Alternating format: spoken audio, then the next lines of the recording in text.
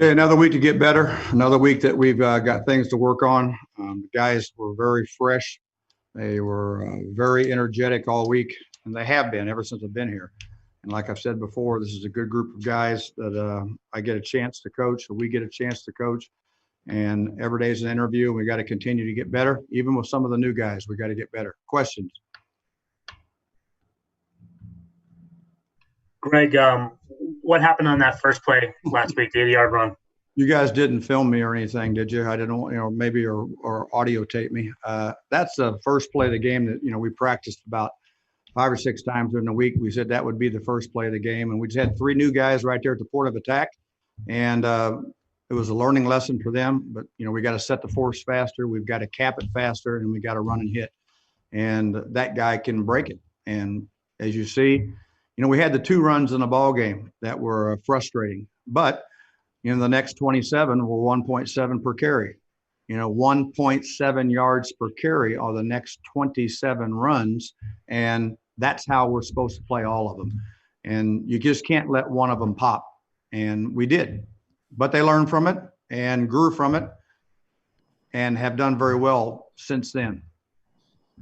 Greg, I think some of us were a little surprised that you went with Ogletree as a starter last week, considering he was fairly new over Avery. Could you explain your thought process? Yeah. Well, one of the things we did, Avery wasn't cleared until Saturday, completely cleared.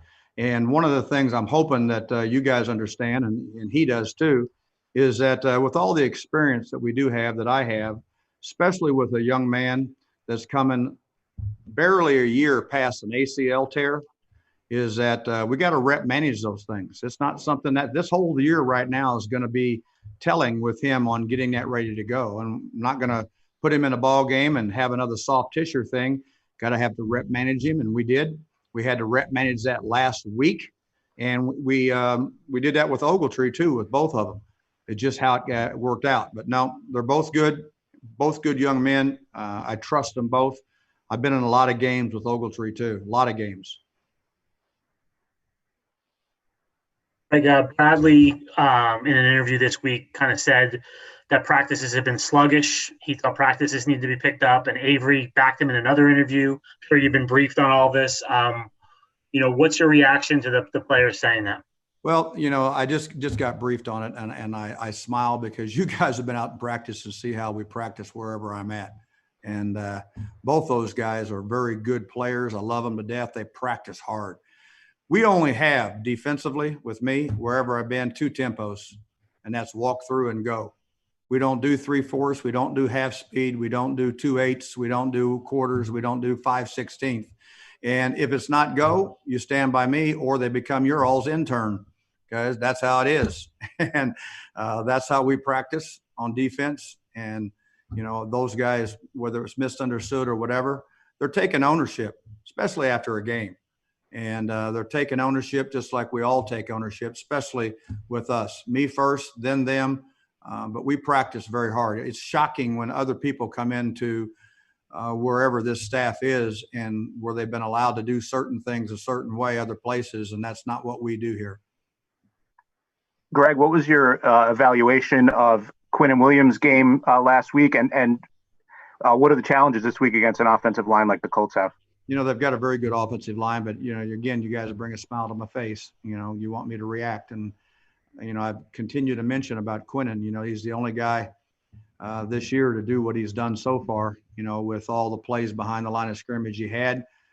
He's only going to continue to get better with confidence, builds more confidence. He's got a skill set that's up there towards the top of the league. Very pleased with how he played. But, one of the first things that come out of his mouth is, I could have played better.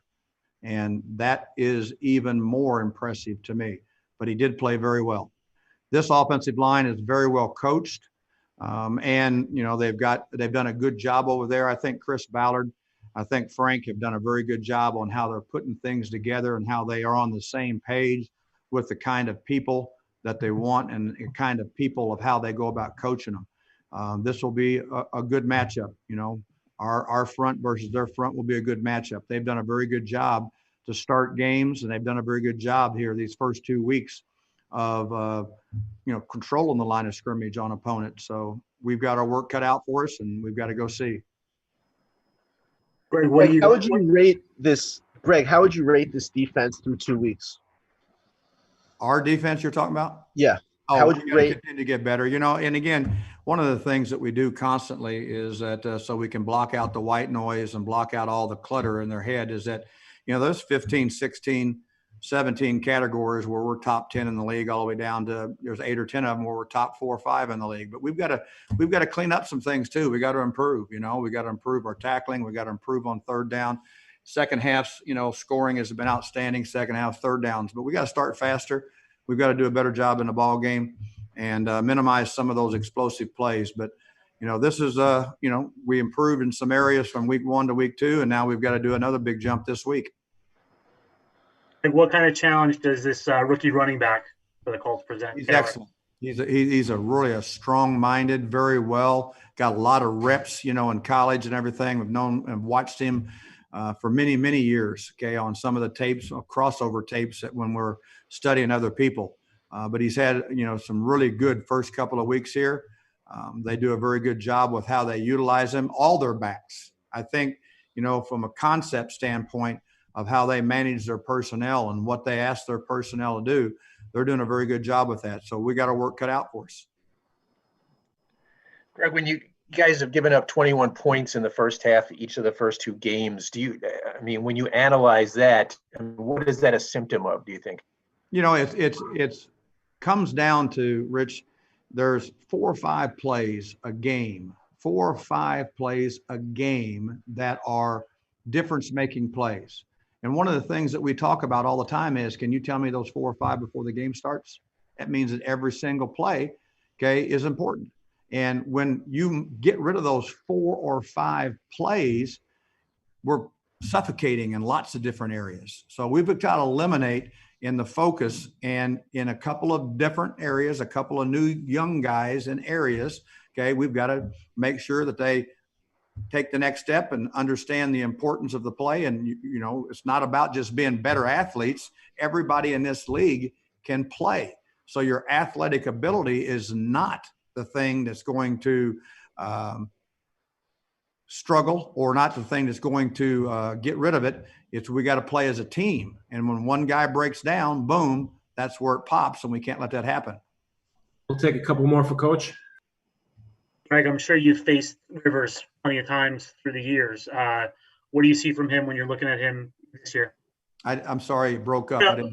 Philip Rivers, I'm sure you've faced him many times. How does he look so far this year? A bunch. I faced him a bunch. I have a lot of respect. He's one of the guys that I love watching play as well as anybody in the league all these years. I have a lot of respect for how intelligent he is, how competitive he is. He's a really good teammate too. And I don't know that people really give him enough credit for how smart he is on understanding defenses, on understanding, what opponents do. We've got to do a good job on the things that we do from a disguise standpoint. But Philip studies every single interview that a guy does, with you guys. He studies every single TV copy. He listens to every word that's being said. He and Frank both do a great job of paying attention to hand signals and hand checks on other people. So they want to have the last word, and we do the same thing to them. But it's fun playing against him. He's very competitive, and I do have a lot of respect for what he's done in his career. Any other questions? I just had one more, Nick. Greg, the tackling issues that have popped up, do you think that's a symptom of no preseason games, not being able to tackle in training camp? And that came up before the first game, and it does. Yes, it does some. And then also some newness on some of the different people who all of a sudden come in here that haven't been here with us for a year. Yes, that does. But there was a significant jump of improvement from week 1 to week 2, and now we got to do it again this week. It's easy to talk about, it's hard to apply it. Now let's go, we've got to get that right. In the old days, you just tackled every day in practice, but that's not some of the things that we do anymore, especially, in some of the injury situations that we have going on here. We've got to make sure that we keep and take our teammates into the game too. So it would be easy for us on defense in practice just to go smother everybody. But our offensive guys have got to get ready to go too. And we don't want that injury situation taking place in the practices. Greg, you guys allowed 184 yards rushing on Sunday. Where do you see the improvement coming from? Well, the biggest thing, what I mentioned, there was 2 runs for 135 yards. And the next 27 runs, there was 47 yards at 1.74 yards per carry. Not that I'm a number man, OCD, but, we've got to not let the big pop. That's what we got to do.